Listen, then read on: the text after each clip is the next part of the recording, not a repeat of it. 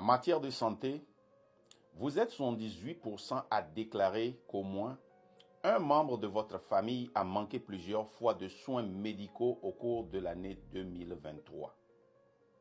Vous êtes 56% à vous déclarer insatisfait des performances de ce gouvernement en matière d'amélioration des services de santé de base. Le manque d'infrastructures de santé est criard parce que près de 30% de la population vit à plus de 5 km d'une structure de santé.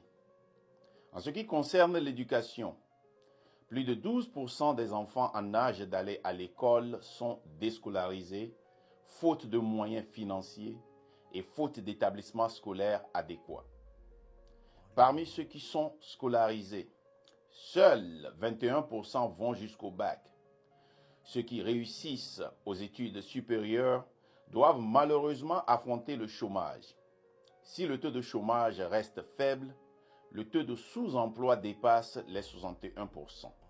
Cette catastrophe témoigne que notre jeunesse est mal informée, mal formée et mal orientée, une jeunesse qui est censée être l'avenir de notre nation. Notre nation est donc en danger. Quant à l'électricité et à l'eau potable, une personne sur deux n'y a pas accès, soit plus de 50% dans les zones rurales et 40% dans les zones peuplées. Nous savons tous l'importance de l'eau potable dans la vie quotidienne de l'homme, mais malheureusement, près de la moitié des Togolais en manquent. Sur le plan politique, le Togo a connu des instabilités qui sont souvent accompagnées de restrictions et de violations des droits humains et des libertés fondamentales. On dénombre ainsi plusieurs arrestations arbitraires de politiciens, de journalistes ou de simples activistes de la société civile qui n'ont commis d'autres crimes que d'exprimer leur opinion. Nous pouvons ainsi citer les cas récents des deux jeunes adolescents arrêtés pour avoir dit ouvertement que le Togo n'appartenait pas à la famille Gnassingbé.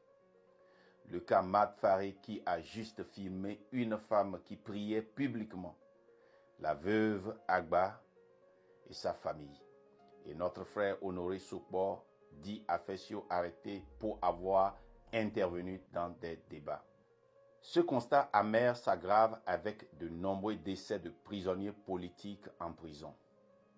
Récemment, une dizaine de prisonniers politiques qui avaient déjà fait plus de 3 à 5 ans de prison sans avoir vu un juge ont finalement tous été jugés et condamnés sans preuve et à des peines allant de 10 à 15 ans de prison.